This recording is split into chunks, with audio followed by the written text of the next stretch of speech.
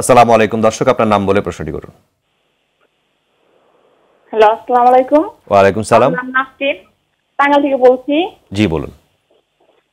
আচ্ছা, আমার তো ঠান্ডা লাগে, ঠান্ডা থেকে আপনার পরীক্ষা করলাম, 18 দিন আপনার কফ ছিল, প্রথমবার ধরা পড়ে নাই, কিন্তু ঠান্ডা নিউমোনিয়া হচ্ছে বললো, নিউমোনিয়া থেকে আপনার হচ্ছে ইনফেকশন হয়েছে ফুসফুসিতে। জি, আপনার কতদিন ধরে এই সমস্যাটি হচ্ছে? আমার হচ্ছে 2 বছর ধরে হচ্ছে, কিন্তু আমার অতিরিক্ত ঘামে, আমার হচ্ছে এসিটা শরীর ঘামে, আপনার ফ্যানে আমার শরীর ঘামে, এই ঘামাতে বুকে আমার ঠান্ডা একটা শব্দ হয়, এর জন্য কফ পরীক্ষা করছে কিন্তু ধরা পড়ে, বলবো ফুসফুসিতে আপনি ইনফেকশন ধরা পড়ছে হালকা আছে।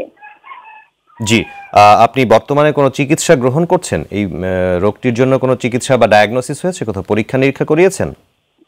হ্যাঁ, পরীক্ষা নিরীক্ষা করা হয়েছে, আপনার উপজেলা থেকে স্বাস্থ্য কমপ্লেক্স, আপনার হচ্ছে ওইখান থেকে আমাদের টেস্ট দিছিল, আর হচ্ছে আপনার এক্সরে দিছিল, তখন ওইখানে পড়ছে, তখন আমার ট্রিটমেন্ট ওষুধ খাচ্ছি আমি। আচ্ছা, আপনাকে ধন্যবাদ। দর্শক, বিষয়টি নিয়ে আমরা কথা বলছি, ওনার ফার্দার আরো ইনভেস্টিগেশন প্রয়োজন অথবা আপনার পরামর্শ কি? আচ্ছা, ওনার যেতে প্রত্যেক বছরই ঠান্ডা লাগছে বা 2 বছর পর পর সিওপিডি পেশেন্টের ক্ষেত্রে এটা থাকে, রেসপিরেটরি একটা ইনফেকশন থাকে, এটা হতে পারে, ব্রঙ্কিটিস হতে পারে, বা অ্যাজমা পেশেন্টের হতে পারে। এটা কিন্তু অ্যাজমা পেশেন্টের শীতকালে আরও বেড়ে যায় বা রাতের দিকে বেড়ে যায়।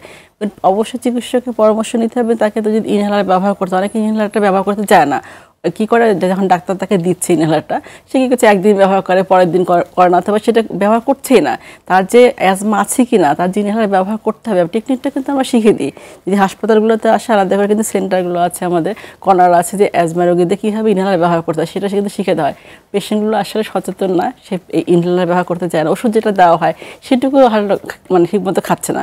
সাথে যাদের বারবার ঠান্ডা লাগে, নিউমোনিয়ার সমস্যা থাকে, তাদের ক্ষেত্রে কিন্তু ইনজেকশন আছে, ইয়ারলি দেওয়া হয়, সেটুকু দেওয়া যেতে পারে। তো এক্ষেত্রে হলো যে বলবো যে অবশ্যই চিকিৎসকের শরণাপন্ন হয়ে তার কথা মতো ব্যবস্থাপত্র মেনটেন করতে হবে, এবং যদি বারবার ঠান্ডা লাগে ইনজেকশনও দেওয়ার কিন্তু ব্যবস্থাপত্র আছে। জি, ওনার আরো বেশি ইনভেস্টিগেশনের মাধ্যমে আমরা যদি সঠিক রোগ নির্ণয় করতে পারি তাহলে, এবং উনি দরকার হলে একজন অবশ্যই বক্ষভেদী বিশেষজ্ঞের পরামর্শ নিতে পারেন, প্রয়োজনে আমাদের বিশেষায়িত বক্ষভেদী হাসপাতালেও যোগাযোগ করতে পারেন, তাহলে নিশ্চয়ই তিনি সঠিক প্রতিকার পাবেন। জি, আপনি কিছুক্ষণ আগে চিকুনগুনিয়া নিয়ে কথা বলতে চেয়েছিলেন, আমরা প্রসঙ্গটি শেষ করতে চাই। চিকুনগুনিয়ার বর্তমান অবস্থা বা চিকুনগুনিয়াতেও যেহেতু অনেক মানুষ আক্রান্ত হচ্ছেন, এই বিষয়ে আপনার ধন্যবাদ। সেটা হলো যে এডিস মশা দিয়ে তো হচ্ছে, ডেঙ্গু হচ্ছে, চিকুনগুনিয়াতে জিকাটা হচ্ছে। তো হলে যেহেতু জিকাটা আমাদের দেশে অনেকটা কম, তারপরে জিকা কিন্তু ভয়াবহ কার ক্ষেত্রে, একটা মানে গর্ভবতী মার ক্ষেত্রে, কারণ তার বাচ্চাটা হলে বাচ্চাটা কিন্তু বিকলাঙ্গ হয়ে জন্মগ্রহণ করে, এই জন্য জিকাটা কিন্তু গর্ভবতী মাদের ক্ষেত্রে খুবই ঝুঁকিপূর্ণ। এবং চিকুনগুনিয়ার ক্ষেত্রে মৃত্যু ঝুঁকিটা কম, কিন্তু হলো যে চিকুনগুনিয়া কারো হলে সারা শরীরে এত ব্যথা থাকে, সেই ব্যথাটা অনেক ক্ষেত্রে 6 মাস 1 বছর কিন্তু কন্টিনিউ করে, সেটা কিন্তু এটা খারাপ। আর ডেঙ্গুর ক্ষেত্রে তো মৃত্যু ঝুঁকিটা অনেক বেশি। সব কিছু মিলে যদি আমি বলি যে আসলে এই মশাটাকে প্রতিরোধ করতেই হবে, এডিস মশা। এটা হলো যে ডেঙ্গু, চিকুনগুনিয়া, জিকা তিনটাই কিন্তু আমাদের জনস্বাস্থ্যের জন্য হুমকি। একটা এডিস মশা দিয়ে 3 ধরনের আমাদের কিন্তু আরও কিছু রোগ হচ্ছে যেগুলো আমাদের দেশে নাই, কিন্তু এই তিনটাতে আমাদের দেশে প্রকট, যার ফলে ডেঙ্গুটা বেশি প্রকট, চিকুনগুনিয়াটা।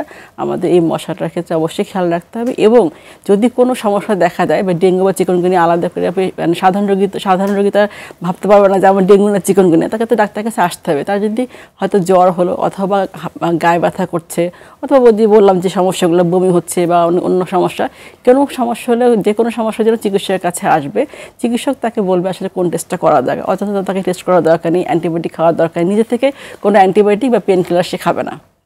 জি, চিকুনগুনিয়া সম্পর্কে বা ডেঙ্গু সম্পর্কে লাস্ট যে তথ্যটা আপনি শেয়ার করলেন সেটি খুবই গুরুত্বপূর্ণ, যে অ্যান্টিবায়োটিক অবশ্যই চিকিৎসকের পরামর্শ অনুযায়ী, কিন্তু পেইন কিলার বা ব্যথানাশক ঔষধ যাতে আমরা কিছুটাই নিজের মতো খাওয়া যাবে না।